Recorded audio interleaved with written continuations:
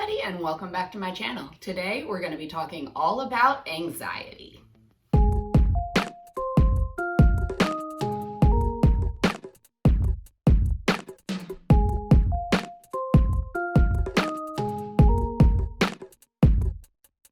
Now, as you probably know by the title of this video, I'm going to be explaining to you what exactly anxiety is using the lovely DSM-5. This is the book that most professionals in the United States use to diagnose people with mental disorders. It is the Diagnostic and Statistical Manual of Mental Disorders, 5th edition. It's the latest edition. And it is literally a giant book of mental disorders. It gives you the diagnostic criteria for all of them, the prevalence, how you know a person has it, what it looks like in children, what it looks like in adults, if it's different for different genders. There's a lot of information in this book.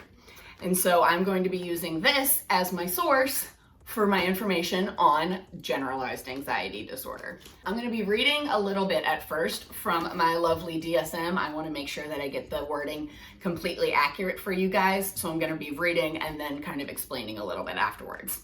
So there are 6 diagnostic criteria for generalized anxiety disorder.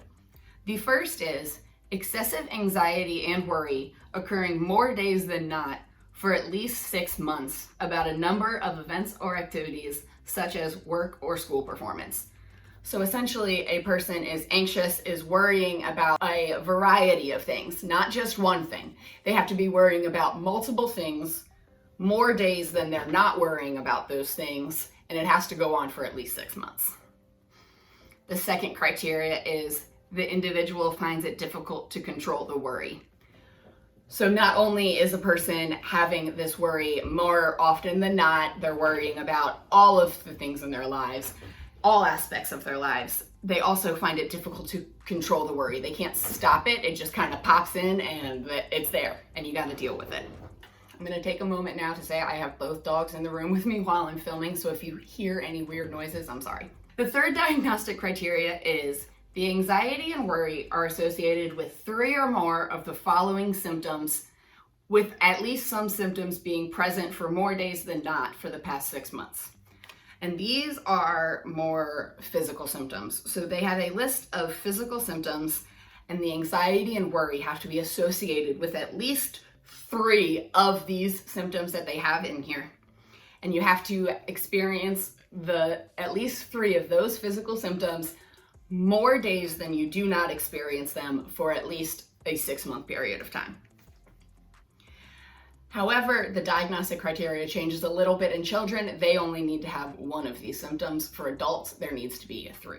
So their list of physical symptoms that they have are restlessness or feeling keyed up or on edge, being easily fatigued or easily tired, difficulty concentrating or mind going blank, irritability, muscle tension, and sleep disturbance, which is either difficulty falling or staying asleep, restlessness, unsatisfying sleep, you wake up and you feel like you didn't sleep at all.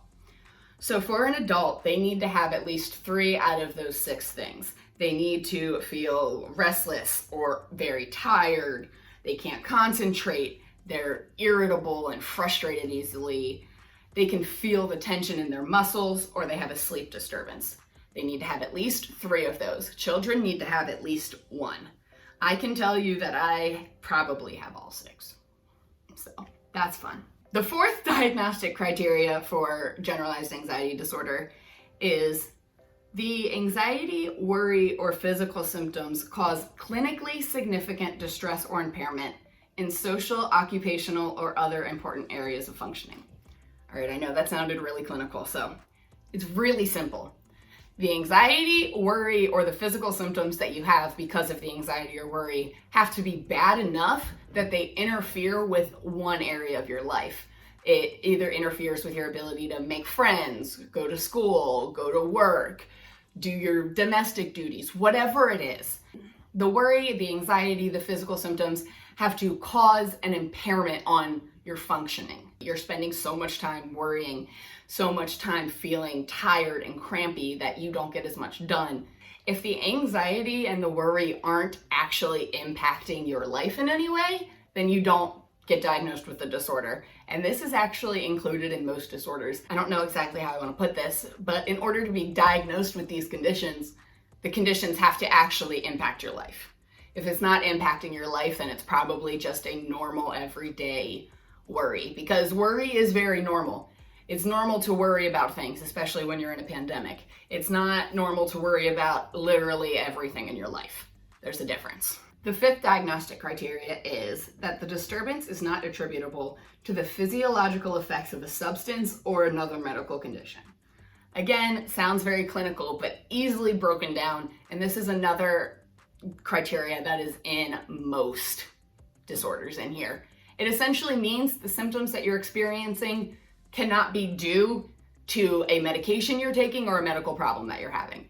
It means that the anxiety is because of a generalized anxiety disorder. You're not feeling restless because of the medications that you're taking. You're not unable to sleep because you have a health condition. This criteria simply means that the symptoms you're experiencing are actually generalized anxiety disorder and not due to something else like a medication or a health problem.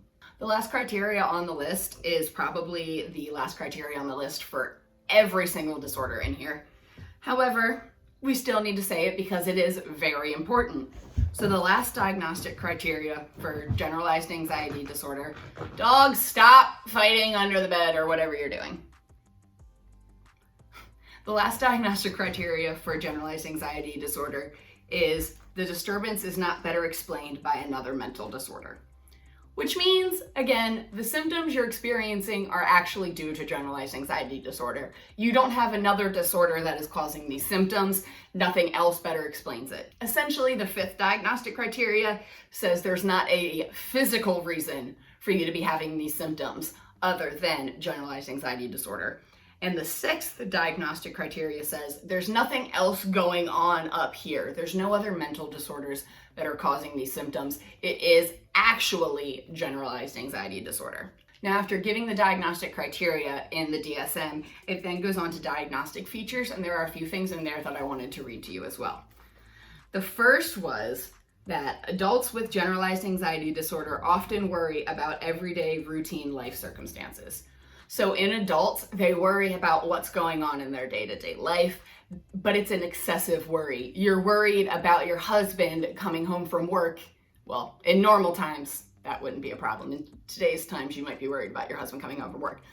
But either way, you're worried about things that you shouldn't have to worry about. That would be me stressing about my dogs getting sick when there is absolutely no sign that they are. Through therapy, I've learned a little bit to distinguish between the anxieties that are extreme and the anxieties that are reasonable. But I mean, I obviously still have this disorder. I'm anxious all of the time. So I still have problems coming up with ideas of what you shouldn't be anxious about because everything makes me anxious. The DSM then goes on to say that children with generalized anxiety disorder tend to worry excessively about the competence or quality of their performance. And then later on, it says that children with this disorder may be overly conforming, perfectionist, and unsure of themselves, and tend to redo tasks because of the excessive dissatisfaction with less than perfect performance. It also says that the anxieties and worries often concern the quality of their performance or competence at school or in sporting events, even when their performance is not being evaluated by others. So it's normal to get anxious about a test. It's normal to get anxious about a big game. It's normal to get anxious about a dance recital. It's not normal to break down and have a panic attack in the middle of a dance class because you guys are improving and you simply cannot move because you're scared that the people around you are going to judge you. Now, that full story can be found in the video of warning signs of mental illness from my childhood. I'll make sure to link that down below. If I remember, I'll link it up in whatever corner it goes into. I'm really bad at remembering. So children with this disorder are perfectionists. They're followers. They follow along with their friends, which is definitely what I did growing up. I was my friend's sidekick at all times. I had a best friend. I had one best friend, and I was like their sidekick. I was the number two. It was pretty clear to everybody around us as well. My mom used to point it out. constantly. So children with this disorder are overly conforming, they're perfectionists, they will continue to do things over and over and over and over and over again until it is good enough in their mind. And that kind of explains my entire life. One more note that they had about the difference between adult and children generalized anxiety disorder is that it actually may be overdiagnosed in children. And they say that this disorder is actually pretty rare in children. Instead, this is like the catch-all. This is the, we can't fit you exactly into another anxiety disorder, so generalized anxiety, here you go. When you have a child that is experiencing anxiety, it's really important that you look at all of your options and don't just give them the catch-all generalized anxiety disorder, because oftentimes it more often has to do with a social anxiety or separation anxiety and is not really generalized to everything around them. Looking at the course of the disorder, it says the symptoms of generalized anxiety disorder tend to be chronic and wax and wane across the lifespan. Rates of full remission are very low. Books heavy. So essentially, that means that if you are diagnosed with generalized anxiety disorder, you will have it for the rest of your life. You will experience these symptoms forever. Now, there are ways to cope. You can go to therapy and work on it, obviously, but you're gonna go through good times where you don't have as many symptoms and bad times when you have a lot of symptoms. And really, it's about learning to ride the wave as opposed to trying to get rid of it altogether. The DSM separates all risk factors into 3 different categories. So the first one is temperamental. So temperamental risk factors, a person's personality, their temperament, who you are, what you do. How does that impact your risk for getting generalized anxiety disorder? They say the first risk factor is behavioral inhibition, which essentially means you hold yourself back. You don't let yourself do things. It's kind of like the kid sitting in the corner. You want to play, but you're scared. That kind of thing. You inhibit all of your behaviors. You just kind of close in. Another temperamental risk factor that they list in here is harm avoidance. So if you have a kid that is really scared, or I guess a person who is really scared to get hurt, they're more likely to be anxious. And that makes sense, because if you're constantly trying to avoid all of the harm in your life, you're going to be anxious 24/7. So if you have a very high level of harm avoidance, if you're always scared of getting hurt and you're always trying not to get hurt, you have a higher likelihood of getting generalized anxiety disorder. The second group of risk factors are environmental risk factors, and that means what's going on around you, the people. You know how everybody says nature versus nurture? This is the nurture part. How you grew up, the environment that you're in. And this says, although childhood adversities and parental overprotection have been associated with generalized anxiety disorder, no environmental factors have been identified as specific to generalized anxiety disorder or necessary or sufficient for making the diagnosis. So what that means is that childhood adversities, hard times, possibly traumatic times, these are things that a child has to go through, work through. So if a child has a little bit of a rough time, or they have very overprotective parents who don't let them do things, who are constantly putting fear in them, those 2 things have been associated with generalized anxiety disorder. However, just having those things doesn't give you the disorder. It's not like if you have overprotective parents, here it is, here's your anxiety, there you go. It doesn't work that way. It's more complicated. The brain's more complicated. So what they're saying is that while yes, childhood adversities and parental overprotection can impact and could possibly help stir the storm that could become generalized anxiety disorder, it doesn't mean that those things automatically cause it. The third group of risk factors is the other part of that debate of nature versus nurture. Environment's the nurture, this is the nature. It's your genetic and physiological self. What is going on inside your body, in your genes, in your organs, everything. What's going on? So for genetic and physiological risk factors for generalized anxiety disorder, 1/3 of the risk of experiencing generalized anxiety disorder is genetic.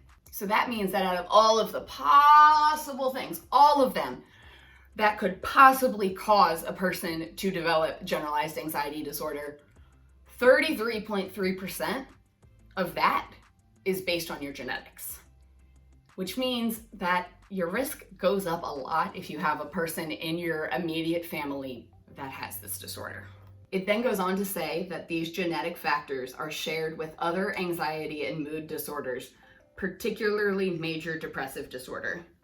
So what this means is that if you have a person in your family with generalized anxiety disorder, that not only increases your risk of getting that specific anxiety disorder, it also ups your risk of all anxiety and mood disorders, but particularly it ups your risk of depression, which makes a lot of sense to me because while anxiety and depression are absolutely their own illnesses, you can experience one without the other. It is really common, at least that I've seen in my peer groups and people that I know, for people with anxiety to also have depression. So it would make sense to me that if somebody in your family has anxiety, that it would also up your risk for anxiety and depression. That just kind of makes sense in my brain because anxiety and depression are so intertwined in a lot of people's lives. So that is a bunch of information from the DSM about generalized anxiety disorder. Thank you so much for making it all the way to the end of this video. Please make sure that you smash that like button for me. Leave a comment down below of what's the thing that makes you the most anxious in this world. I'm Devin. This has been Just a Mental Note, and we'll see you next time.